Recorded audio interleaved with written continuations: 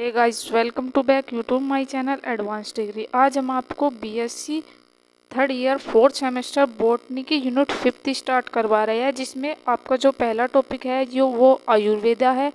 ये काफ़ी इम्पोर्टेंट है और ये जो आपकी यूनिट है ये किस पर डिपेंड है, जैसे आयुष आपका इसमें टॉपिक हो गया, सिद्रा आपका टॉपिक हो गया, इसमें यूनेनिया टॉपिक होगा आपके। ये सभी टॉपिक इस जो यूनिट है उसमें इंक्लूड है और हम सभी टॉपिक को कंप्लीट कराएंगे। तो चलिए वीडियो को स्टार्ट करने से पहले अगर आप हमारे चैनल पर नए हैं तो हमें लाइक कीजिए, सब्सक्राइब कीजिए और शेयर कीजिए और कमेंट करके ज़रूर बताइएगा वीडियो कैसा बना है।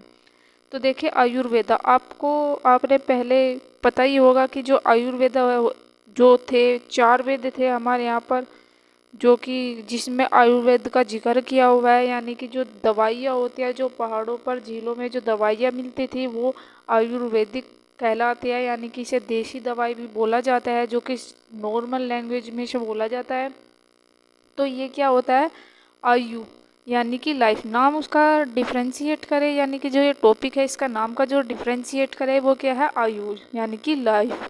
हिंदी में आपको आयु का पता ही है, उसे लाइफ बोला जाता है। और वेदा से यानी कि नॉलेज ऑफ साइंस, यानी कि जो जीवन की जो नॉलेज गेन करते हैं उसे आयुर्वेदा बोला जाता है। और इसमें कुछ मेडिसिन भी होती है और कह सकते हैं इसमें बहुत सारी नॉलेज को भी इंक्लूड किया गया है। तो चलिए टॉपिक को स्टार्ट करते हैं। हमारे लाइफ में साइंस की नॉलेज हमारे आयुर्वेदा से मिलती है। तो जो हमारी साइंस है यानी कि बहुत हजारों लाखों साल पहले, करोड़ों साल पहले कुछ दवाइयों की रिसर्च की गई थी, उन्हें आयुर्वेद के द्वारा की गई थी, जिन्हें पहले से ही बना दिया गया था, जिनकी प्रोसेस पहले से ही लिख दी गई थी। लेकिन आज की जो जनरेशन है, जो दुनिया है, उसे साइंस का नाम दे दिया गया, उसे कहे गया कि साइंस ने डेवलप किया है। लेकिन बहुत हजारों लाखों साल पहले आयुर्वेदा की हेल्प से इन सब की खोज कर ली गई थी। जैसे एआई है, आपको पता होगा, आर्टिफिशियल इंटेलिजेंस। जो हमारे पूर्वज थे उन्होंने एआई की फुल फॉर्म और कैसे इसे बनाया जा सकता है ये सभी डाटा उसमें इंक्लूड किया गया है, जो पुराने हमारे कह सकते हैं ग्रंथ है या और भी कोई भी डॉक्यूमेंट्स हैं। तो यानी कि सभी चीज़ें बना पहले दी गई है, लेकिन उन्हें यूज़ अब करे जा रहा है। तो देखिए चरक की परिभाषा करता है, चरक किसकी परिभाषा करता है, चरक की परिभाषा करता है उस विज्ञान को आयुर्वेदा के रूप में नामित किया जाता है जो लाभ और हानि के साथ साथ जीवन की खुश और दुखी अवस्थाओं के साथ साथ जीवन के क्या अच्छा है क्या बुरा है इसकी माप स्वयं जीवन के संबंधित है। तो देखिए इसमें क्या बोला गया है कि चरक क्या परिभाषित करता है, उस विज्ञान को आयुर्वेदिक रूप में नाम दिया जाता है या माना जाता है जो क्या करता है, लाभ और नुकसान यानी कि फायदे और नुकसान के साथ साथ में जीवन में खुशी और जो दुख की अवस्था होती है उसके साथ क्या अच्छा है क्या बुरा है उसके माप स्वयं करता है और स्वयं जीवन से संबंधित है, यानी कि खुद के जीवन से संबंधित है। इसे 3 मुख्य भागों में बांटा गया है, चरक सूत्र 1 या फर्स्ट कह सकते हैं। और ये 1 से लेकर 4 है। सभी जीवों चीज जो जीवित चीजें होती है मानव और गैर मानव को गले लगाता है। तो देखिए ये जरूरी नहीं कि ये लिविंग के लिए है, ये नॉन लिविंग को भी उतना ही इम्पोर्टेंस देता है जो जितना कि लिविंग को देता है। यानी कि ये जो जीवित चीजें होती है उन्हें भी इतना ही कह सकते हैं महत्व देता है, और जो नॉन लिविंग है यानी कि जो जीवित नहीं है उन्हें भी उतना ही महत्व देता है।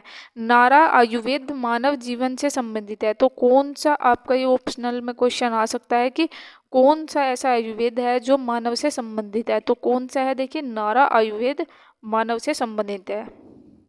अगला जो पॉइंट है, सातवां आयुर्वेदा पशु जीवन और उसके रोगों से निपटने वाला विज्ञान है। तो कौन सा आयुर्वेदा है, यानी कि ये भी ऑप्शनल में आ सकता है कि ऐसा कौन सा आयुर्वेदा है जो पशु और जीवन और उसके रोगों से निपटने वाला विज्ञान है। तो ये भी सातवां है।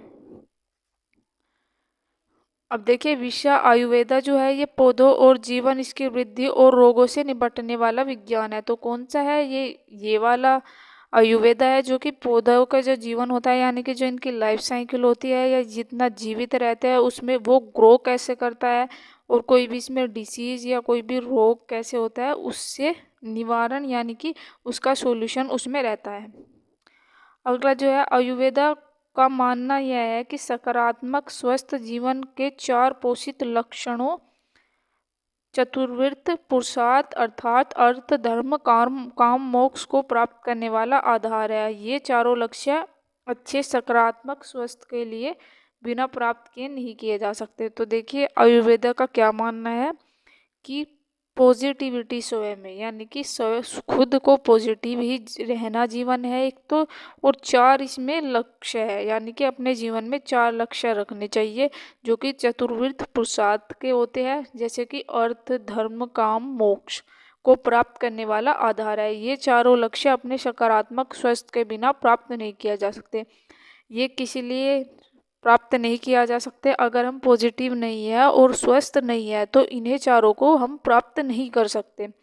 तो इसमें यही चीज़ें बताया गया है कि किस तरीके से इन्हें प्राप्त नहीं किया जा सकता और कैसे प्राप्त किया जा सकता है। अगर इन्हें प्राप्त करना है तो आपको स्वस्थ रहना होगा, हर चीज़ को लेकर पॉजिटिव रहना होगा, यानी कि सकारात्मक रहना होगा, तभी हम अपने लक्ष्य को या किसी भी चीज़ को पूर्ण या टारगेट कर उसके सक्सेस पा सकते हैं। तो देखिए positive health in definite age, तो कैसे पॉजिटिव हेल्थ पर्सन रहना होगा हमें, हमारी जो आत्मा है यानी कि जो हमारा जो मन है वो पर्सन रहना चाहिए, इंद्रिया पर्सन रहनी चाहिए, मन शांत रहना चाहिए, आत्म इंद्रियों और मन को खुश स्थिति, यह इंद्रियों का अर्थ है ज्ञानेंद्रिय की 5 इंद्रिया होती है। आपको पता ही है कि ज्ञानेंद्रिय की जो इंद्रिया होती है वो कितनी होती है, 5 होती है, और इन्हें प्रसन्न रखना होगा। जो हमारी आत्मा होती है उसे पॉजिटिव और उसे शांति प्रदान मिलनी चाहिए, हमारी इंद्रियां संतुष्ट रहनी चाहिए, हमारा जो मन है वो भी शांत रहना चाहिए, यानी कि आत्मा इंद्रिया और मन की खुश स्थिति, यह इंद्रियों का अर्थ ज्ञानेंद्रिय की 5 इंद्रिया है। तो देखिए 5 होती है, पहला गंध स्वाद दृष्टि स्पर्श और श्रवण क्रिया के अंगों के साथ साथ मिलकर कामेंद्रिय मुख हाथ और पैर का मल त्याग और प्रजनन अंग है। तो देखिए ये सभी पॉजिटिव हेल्थ में आते हैं। हमें क्या क्या कंट्रोल करना चाहिए और किन्हें किन्हें प्रसन्न रखना चाहिए, आयुर्वेदा में ये बताया गया है। जो ये आयुर्वेदा की जो सूत्र होते हैं या डेफिनेशन होती है या श्लोक होते हैं या उनके कह सकते हैं कुछ डायरेक्शन होती है, जो भी इन पर चलेगा वो बहुत ही आगे पहुंच जाएगा, क्योंकि आज की जो साइंस है वो आज डेवलप कर रही है सभी चीज़ें। जो हमारी पूर्वज थे उन्होंने लाखों करोड़ों वर्षों पहले इन्हें बना दिया गया था। तो ये पर्सन आत्मा इंद्रिय मन आत्मा इंद्रियों और मन को खुश स्थिति, यानी कि इन सभी को खुशी देकर या कांस्टेंट रखकर हम किसी पर भी विजय प्राप्त कर सकते हैं। तो ये था हमारा आज का टॉपिक। अगले टॉपिक में हम आयुष के बारे में बात करेंगे जो कि इसी का दूसरा टॉपिक है। जब तक के लिए आप हमारे चैनल पर जुड़े रहिएगा। तो मिलते हैं किसी नए टॉपिक के साथ में। जब तक के लिए आप हमें लाइक कीजिए, सब्सक्राइब कीजिए और शेयर कीजिए और कमेंट करके ज़रूर बताइएगा वीडियो कैसा बना है। Thank you guys.